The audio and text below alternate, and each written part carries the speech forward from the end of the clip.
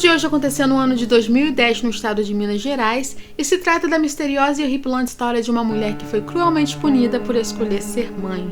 Eu sou a Amanda Green e no vídeo de hoje eu conto o caso de Elisa Samúdio, a jovem que se envolveu numa trama de violência, fama e mistério que entrou para a história como um dos crimes mais chocantes do Brasil. E este caso faz parte de uma série especial que vai ao ar na semana do Dia das Mães, e a razão pela qual eu resolvi contar a história da Elisa Samúdio foi porque a gravidez e maternidade são elementos muito recorrentes nessa trama bizarra. Se você é novo aqui, já se inscreve no meu canal, não se esquece de dar o seu like e compartilhar esse vídeo. Aproveita e vá lá no Insta pra gente se comunicar por lá também. Mas sem mais demora, bora pro caso de hoje. Elisa Silva Samúdio nasceu em fevereiro de 1985 lá no Paraná e na época dos fatos ela tinha 25 anos de idade. Seus pais eram a agricultora Sônia Silva Moura e o arquiteto Luiz Carlos Samúdio.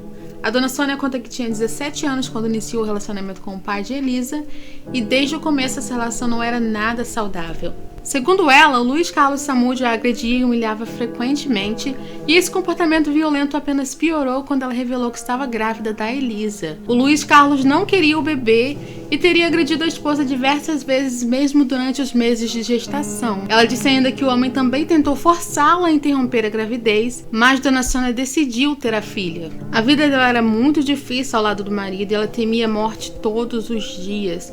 Tudo chegou a um ponto insustentável e a dona Sônia contou em reportagem que quando a Elisa fez 4 anos, ela decidiu fugir daquele ambiente infernal e deixou a menina com familiares. E ela tinha planos de buscá-la mais tarde quando se estabelecesse. E depois disso ela passou a visitar a menina sempre que podia, mas ia só escondida quando o marido não estava. E a dona Sônia finalmente conseguiu se estabelecer, ela retornou para o Paraná para buscar a Elisa, mas quando ela chegou lá, o pai da menina teria se mostrado extremamente violento. E nessa ocasião ele teria dito o seguinte: "Você pode levar a menina, mas vai levar em pedaços." E ele disse isso num tom de ameaça, então apesar de ter sido muito difícil, a dona Sônia decidiu deixar a Elisa com o pai. E a Elisa foi descrita como uma criança muito amável e sonhadora, que perdoava fácil e não conseguia guardar mágoa de ninguém. E desde pequena ela já chamava atenção pela beleza e queria muito ser modelo ou atriz. Bom, os anos foram se passando e não se sabe ao certo que tipo de infância a Elisa teve na casa do pai, mas existem fortes indícios para acreditar que alguma coisa ou muitas coisas erradas aconteceram lá. Além de apresentar um comportamento extremamente violento e controlador, o Carlos Samúdio também escondia alguns segredos sórdidos que eu vou discutir mais pra frente no vídeo para não ficar muito confuso. Mas aos 14 anos de idade a Elisa implorou para ir morar com sua mãe, mas nunca revelou o real motivo. Ela chegou a ficar com a mãe durante 2 anos, mas assim que completou 16, o seu pai implorou para que ela voltasse para casa, chegando a prometer que ajudaria com seu sonho de se tornar modelo e atriz e etc. Então Elisa voltou a morar com o pai, porém quando ela fez 18 anos, por outra razão que ninguém conhece, ela fugiu de casa para São Paulo e ficou sem falar com a família por 1 ano. Por lá em São Paulo, a Elisa começou a trabalhar como profissional do sexo e chegou a fazer alguns filmes adultos. Mas ao contrário do que muita gente pode pensar sobre ela, as pessoas diziam que ela era muito romântica e acreditava que um príncipe encantado iria aparecer de repente para tirar ela daquela vida. E foi bem nessa época que a Elisa começou a participar do submundo dos jogadores de futebol. Bem o estereótipo do mundo que a gente imagina que os jogadores de futebol têm. Uma vida bem agitada, várias festas, badalação e etc. E foi assim que a Elisa fez conexão com vários jogadores. Alguns chegaram a se tornar amigos próximos dela, mas ela era sempre vista com vários jogadores de diferentes times e passou a ser convidada para alguns eventos exclusivos, digamos assim, que esses jogadores promoviam. E foi numa dessas festas alternativas que a Elisa conheceu um homem que realmente mudou a sua vida, mas de uma forma que nem seu pior pesadelo ela podia imaginar. Bruno Fernandes era uma das maiores estrelas do futebol brasileiro naquele momento e, sem dúvida, um dos maiores ídolos do Flamengo daquela época. Ele nasceu no ano de 1984 no estado de Minas Gerais e era filho de Sandra Souza e Maurílio Fernandes. Seu pai era um caminhoneiro e a mãe não tinha emprego na época, e o pai dele não tinha muito paradeiro, ele estava sempre viajando pelo país e não passava muito tempo com ele ou com o irmão Rodrigo. A mãe do Bruno foi descrita como uma mulher instável e agressiva que não sabia receber crítica ou agir normalmente quando era contrariada. E teve uma ocasião que ela chegou a atirar 5 vezes em outra mulher depois de uma discussão envolvendo substâncias ilícitas. A avó materna do Bruno disse que, na verdade, a filha tinha diversos problemas psicológicos que, devido a problemas financeiros, ela nunca tratou. E quando o Bruno tinha por volta de 2 anos de idade, a mãe dele partiu para outro estado para viver com seu pai, mas levou apenas o irmão e o deixou em Minas Gerais para ser criado pela avó paterna, a Estela Souza. E a infância do Bruno ao lado da avó foi muito pobre. As pessoas dizem que ele também tinha o mesmo temperamento da mãe e reagia muito mal quando era contrariado ou quando sentia que não podia controlar alguma situação. E além disso, ele também foi descrito como soberbo e um pouco egoísta. E desde pequeno, Bruno já demonstrava muita habilidade para o esporte. Ele começou sua carreira com 12 anos, jogando em times pequenos lá em Minas Gerais, mas sempre sonhando em alcançar o sucesso e se tornar um grande ídolo do futebol brasileiro. E foi nessa época, antes de ficar famoso, que ele conheceu a Daiane, com quem se casou e teve 2 filhas. Há relatos que Bruno nunca superou o fato de ter sido deixado pelos pais, por isso ele se conectava melhor com pessoas que pudessem lhe oferecer, digamos assim, uma lealdade cega. E esse era certamente o caso de um dos seus melhores amigos, o Luiz Henrique Ferreira Romão, Macarrão ou Maca, e a amizade deles se fortaleceu muito, os dois eram inseparáveis. As pessoas diziam que a pessoa mais importante para o Macarrão era o Bruno, e aquela amizade era um motivo de ciúme para os familiares do jogador, que não entendiam por que ele valorizava mais uma pessoa de fora do que os seus próprios familiares. Mas enfim, o Bruno começou a crescer no futebol. Ele teve algumas passagens por times menores lá em Minas Gerais e chegou a jogar no Atlético Mineiro, onde seu temperamento difícil se revelou. Ele teria agredido um jovem com 2 tapas no rosto após ouvir uma crítica. Depois disso, ele teve uma breve passagem pelo Corinthians, onde teria se envolvido em outro incidente que não foi detalhado, mas que, segundo reportagens, tem ligação com a personalidade difícil do Bruno. Mas foi em 2006 que ele realmente alcançou o estrelato, quando foi contratado pelo Flamengo do Rio de Janeiro. E eu não vou esconder que esse é o meu time de coração. Mas vamos lá, com todas essas coisas acontecendo na vida do Bruno, ele começou a agir como se fosse um semideus. Ele se demonstrava extremamente soberbo e a torcida do Flamengo, sem saber ou sem ter culpa de nada, o colocou num pedestal que, para um tipo de personalidade que o Bruno tem, se tornou uma bomba relógio. Isso porque o goleiro era capaz de absolutamente tudo para se manter naquela posição.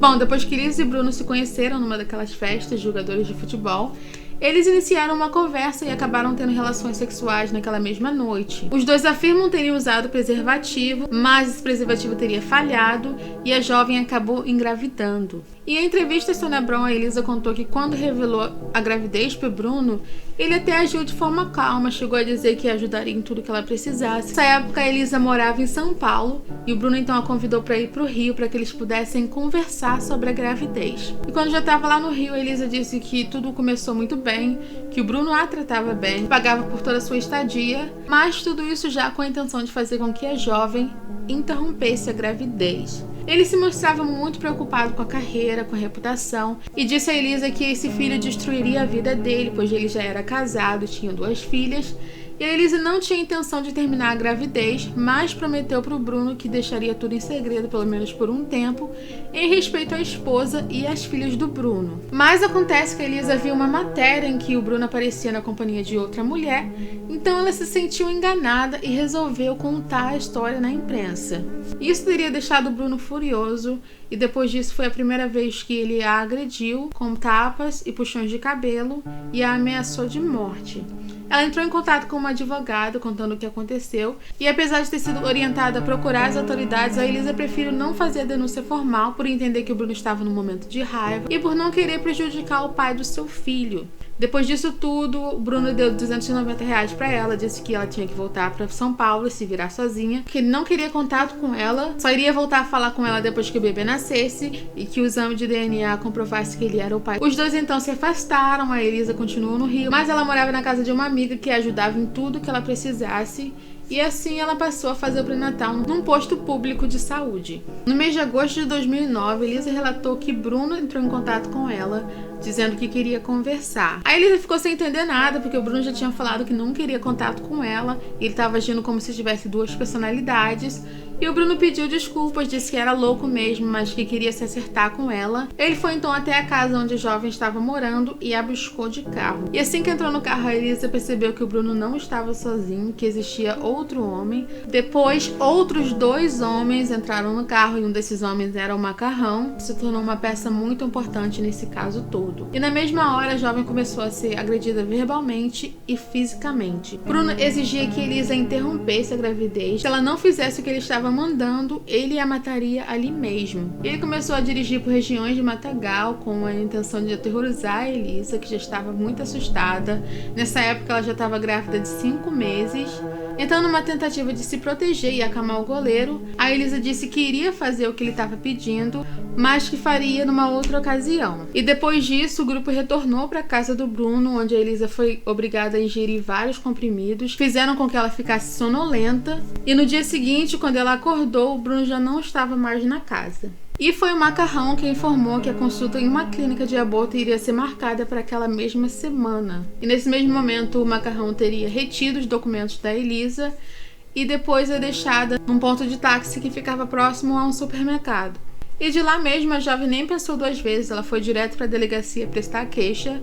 E além de ir à delegacia, ela procurou a imprensa porque acreditava que o Bruno não lhe faria mal se todos soubessem que ela estava sob a ameaça dele. Mas, infelizmente para ela e para o seu filho, isso não impediu que o pior de seus pesadelos acabasse se tornando realidade. Bom, a Elisa passou por um exame de corpo de delito que confirmou que ela tinha sido agredida, e por isso ela tinha esperança de enquadrar o Bruno e seus comparsas na Lei Maria da Penha, o que faria com que ela fosse garantida uma medida cautelar contra o atleta. Tecnicamente, o obrigaria a ficar bem longe dela, mas na época a juíza titular Ana Paula Freitas entendeu que pelo fato de Elisa e Bruno não terem um relacionamento estável, ele não podia ser enquadrado na Lei Maria da Penha. E além da medida cautelar, a Elisa também pedia que o Bruno começasse a fornecer itens que ela precisava durante a gravidez e que tivesse um pré-natal melhor.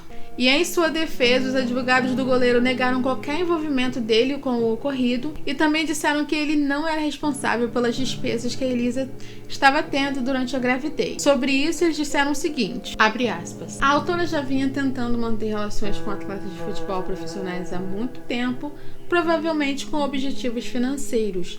A autora manteve relação sexual com o réu na primeira noite em que se conheceram, o que pode revelar sua conduta nada reservada. Se assim fez com o réu, provavelmente fez e faz com outros homens. O réu, no caso o Bruno, acredita que a autora possa ter ingerido tais comprimidos, ter certeza que o filho que espera não é dele. Fecha aspas.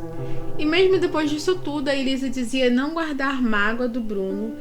Ela ainda o respeitava como pai do seu filho e revelou que o nome do menino seria Bruninho. E esse processo de agressão contra a Elisa ficou parado e ela resolveu se afastar do Bruno e continuar seu pré-natal no SUS. E ela retornou para São Paulo e passou a morar de favor com uma amiga. E enquanto isso, o Bruno levava uma vida normal. Ele continuava sendo o ídolo do Flamengo, recebendo seu salário altíssimo de quase R$250 mil e vida que seguia. No mês de fevereiro de 2010, a Elisa deu à luz a Bruninho e acreditava que agora, com o menino já nascido, o Bruno se sensibilizaria e assumiria sua responsabilidade como pai.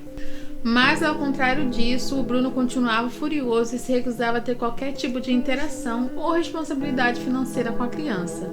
Isso fez com que a Elisa entrasse com uma ação de reconhecimento de paternidade para exigir na justiça a pensão alimentícia. Só então o caso começou a afetar a imagem pública dele, mas não o suficiente para abalar o seu posto de ídolo brasileiro. Em março de 2010, o Bruno foi num baile funk lá no Morro da Chatuba, no Rio de Janeiro, acompanhado de outros jogadores do Flamengo, tava o Wagner Love e outros jogadores. E durante esse evento, o jogador Adriano, conhecido como Adriano Imperador, foi acusado de agredir a sua noiva Joana Machado. E quando perguntado sobre o caso, o goleiro respondeu que isso era um problema pessoal do Adriano e banalizou a situação, dando a entender que a agressão entre casais era uma coisa normal. Ele disse o seguinte: quem nunca saiu na mão com uma mulher? Ele foi bem criticado por esse comentário, mas novamente vida que seguiu. Enquanto isso, a Elisa ainda lutava para que o goleiro reconhecesse a paternidade do filho. Ela tentou fazer com que ele se submetesse ao DNA, mas o Bruno se recusou. Mas, pro alívio dela, quando o Bruninho tinha em torno de 3 meses, O Bruno entrou em contato com a Elisa e fez com que ela acreditasse que tinha mudado realmente, que era uma outra pessoa, que estava muito preocupado agora com o crescimento do filho, que queria estar presente, e a convidou para ir ao Rio com a promessa de um apartamento e uma pensão de R$ 3.500. A Elisa acreditou nessa história, mas infelizmente o que ela não sabia é que essa ligação já fazia parte de um plano maligno que só fica pior a cada detalhe revelado. Bom, no dia 4 de junho de 2010, a Elisa já tinha chegado ao Rio e nesse mesmo dia, o Macarrão teria feito 72 ligações para ela. Segundo uma reportagem da revista Veja, o Macarrão ligou para Elisa quando estava em um estúdio, tatuando a seguinte frase nas costas: Bruno e Maca, a amizade nem a força do tempo irá destruir. Amor verdadeiro. Bom, dadas as circunstâncias, parecia mesmo que aquela tatuagem era um pacto de lealdade eterna do Macarrão com o Bruno. E naquela mesma noite, a Elisa ligou para duas amigas dizendo que estava tudo bem e que ela estava indo para Minas. Mas o que a polícia apurou depois foi que a Elisa já vivia uma situação infernal e teria sido forçada a entrar em contato com suas amigas. A Elisa teria sido isolada e mantida presa enquanto os comparsas do Bruno aguardavam por sinais para os próximos passos. E no dia seguinte foi um jogo do Flamengo. Eu me lembro que eu estava muito triste porque aquela foi a primeira vez que eu fui a Maracanã e eu lembro que era um jogo contra o Goiás. E o Bruno deixou passar 2 gols, mas o que eu nem ninguém que estava lá podia imaginar é que o Bruno já estaria mantendo a Elisa presa. E do vestiário mesmo ele fez uma ligação pro Macarrão para saber como o plano estava indo. Que bizarro, né? E assim que o jogo acabou, o Bruno pegou uma BMW, que era um carro alugado, e em 2 carros diferentes, as pessoas envolvidas nessa primeira etapa do plano seguiram do Rio em direção a Minas Gerais. No carro alugado de Bruno estavam o goleiro, o seu filho Bruninho e a sua amante Fernanda Castro, que tinha recebido a missão de vigiar a Elisa e cuidar do bebê que tinha apenas 3 meses. Na Land Rover do Bruno estavam o Macarrão, um primo do Bruno que na época era menor de idade, e a Elisa Samúdio. E durante aquele trajeto a moça já teria sido agredida diversas vezes com tapas e coronhadas. As agressões teriam sido tão intensas que vestígios de sangue foram encontrados em diversas partes do carro. E no dia 8 de junho, o grupo comandado por Bruno percebeu que o carro estava muito sujo de sangue e tentaram levar o veículo para um lava rápido. Mas por ironia do destino, eles foram parados por policiais. O carro foi apreendido por problemas no IPVA. Isso certamente fez uma grande diferença no caso também. No dia 9 de junho de 2010, a Elisa se encontrava no sítio do Bruno, que ficava em Minas Gerais, e essa informação foi obtida porque nesse dia ela fez uma ligação para um amigo que também era jogador de futebol e disse que estava tudo bem. Tudo indica que ela também foi forçada a fazer aquela ligação. Durante o tempo em que estava no sítio do Bruno, algumas pessoas disseram que ela não podia ver o filho, que era espancada diariamente, chegando a perder os dentes. Tudo sem ter a certeza se o filho estava bem ou não. E os dias foram se passando até que no dia 24 de junho de 2010, a polícia recebeu uma denúncia anônima de que uma jovem tinha sido torturada e morta na propriedade do goleiro Bruno. A polícia já imaginava que se tratava de Elisa Samúdio, mas até então nenhuma denúncia sobre seu desaparecimento tinha sido feita. Então a polícia foi até o sítio do goleiro Bruno, mas não encontraram Elisa, nem o bebê. E quando questionados, os funcionários disseram que uma criança esteve lá por 15 dias, mas que eles não tinham visto a mãe e nem sabiam onde o bebê estava no momento. A Polícia Civil de Minas Gerais e do Rio de Janeiro começaram a trabalhar em conjunto para descobrir o que tinha acontecido com a Elisa e com seu filho, já que o caso atravessava os 2 estados. A Elisa finalmente foi dada como desaparecida e o principal suspeito naquele caso, naturalmente, era o goleiro Bruno. E minha gente, isso é uma história com muitos envolvidos e por essa razão eu vou tentar focar nos principais personagens, por assim dizer. Muitas pessoas foram chamadas para dar depoimento, mas um dos depoimentos mais importantes, com certeza, foi o depoimento da Dayana, a esposa do Bruno, que cuidou do bebê de Elisa. Ela contou que o plano inicial de Macarrão também envolvia a morte do bebê, mas que a pessoa contratada para realizar tal ato disse que jamais faria isso. Então a Daiane ficou encarregada de cuidar do menino, mas depois de algum tempo o Macarrão teria dito que ela entregasse o bebê ao motorista de Bruno, o Emerson, que revelou mais tarde ter recebido a missão de assumir com a criança. Felizmente, o bebê foi localizado em segurança no bairro Ribeirão das Neves, sendo cuidada por uma mulher que disse não saber quem era a criança.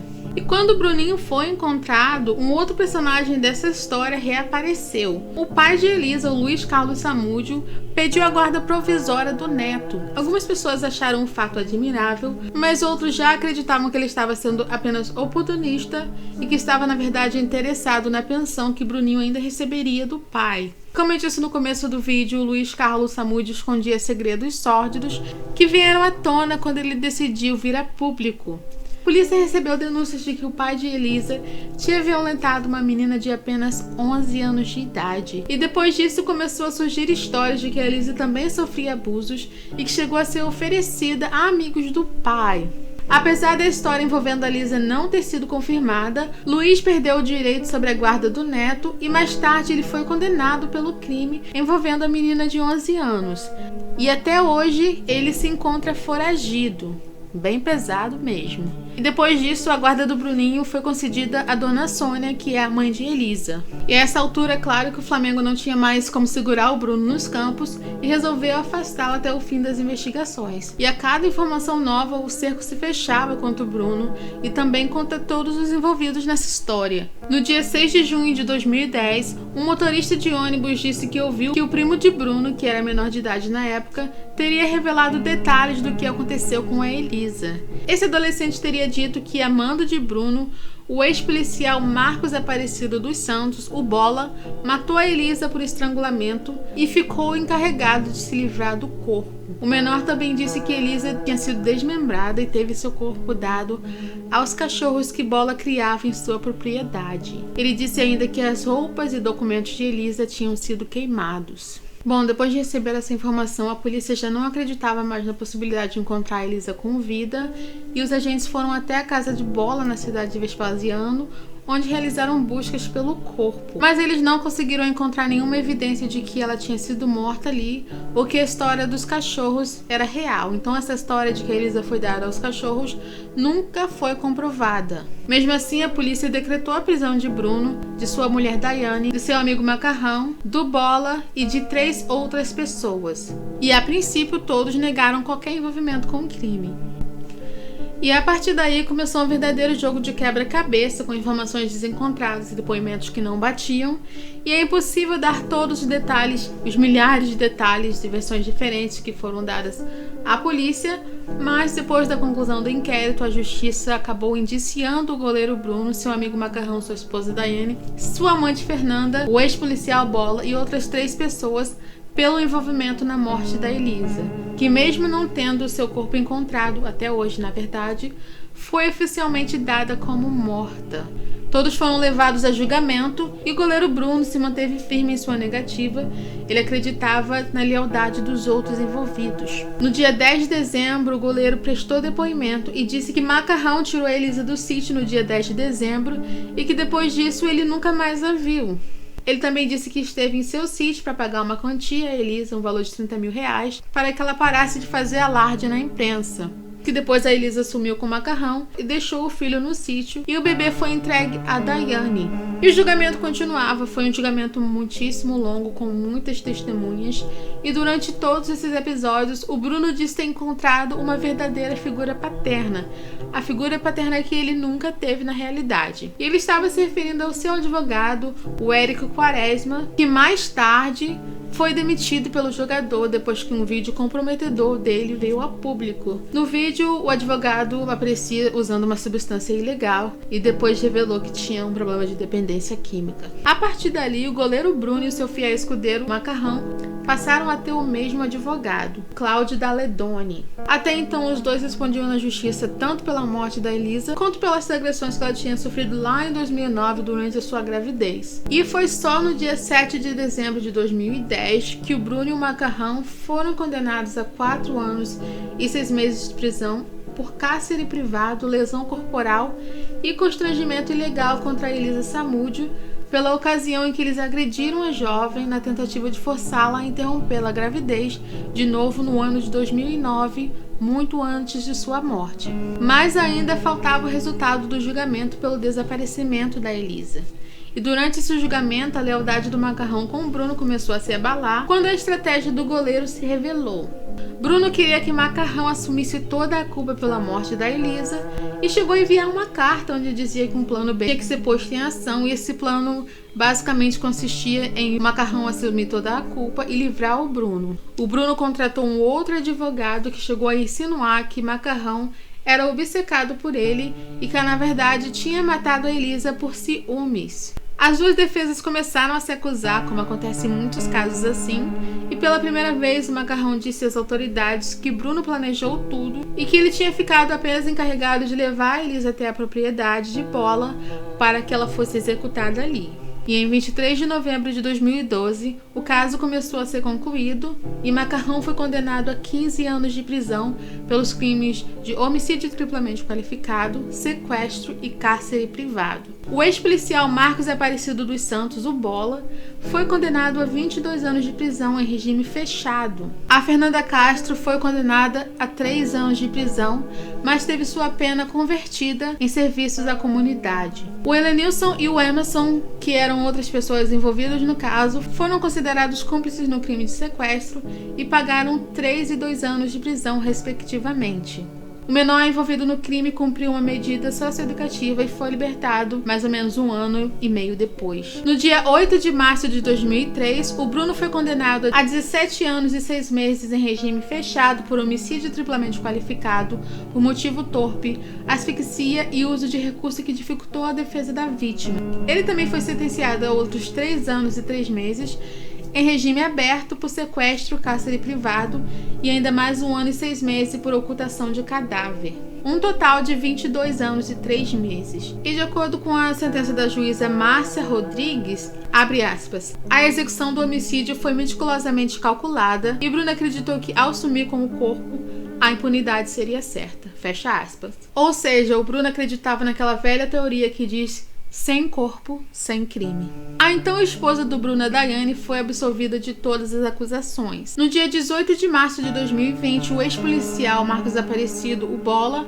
conseguiu o direito de ir para a prisão domiciliar por causa da pandemia. Em outubro de 2018, Macarrão obteve liberdade condicional após a assinatura de um acordo. Hoje em dia, tudo indica que ele leva uma vida normal. Quase 11 anos depois da morte de Elisa, Bruno está agora vivendo em Arraial do Cabo, no litoral fluminense, onde cumpre prisão domiciliar. Ele voltou a jogar futebol e chegou a participar de uma campanha publicitária de um canil, e essa campanha foi muito mal vista porque as pessoas acreditaram que essa campanha fazia alusão à história não confirmada de que Elisa foi dada aos cachorros. Ele parece levar uma vida normal e hoje em dia está em um relacionamento com a dentista Ingrid Calheiros, com quem teve uma filha. O Bruno sempre se recusou a fornecer material genético para o exame que comprovasse a paternidade de Bruninho. Em casos assim, a polícia entende que o homem é o pai e por isso ele se tornou financeiramente obrigado a cuidar do filho, que ainda vive com a mãe de Elisa. Recentemente, o goleiro demonstrou o desejo de participar da vida do filho, mas para isso ele disse que um exame de DNA tinha que ser realizado. Me parece que tudo tem que ser exatamente como o Bruno quer, ou nada feito. O Bruninho, que hoje tem 10 anos por sua vez, declarou que não quer nenhum contato com o pai e disse que tem medo dele. O menino disse ainda que acha que o pai deveria ter ficado na prisão para sempre. E apesar de ter tido uma certidão de óbito emitida em 2003, o corpo da Elisa nunca foi encontrado e ninguém além daqueles que estavam diretamente envolvidos sabem com certeza o que aconteceu com Elisa. Mais um caso em que a vítima fez de tudo que estava em seu alcance para preservar a própria vida e a vida de seu filho, mas a sua voz não foi ouvida. E há casos assim todos os dias. Clica aqui para assistir o outro caso criminal ou para assistir a playlist completa. E você, o que acha que aconteceu? Deixa aí nos comentários. Beijos, tchau, tchau ou bye, bye.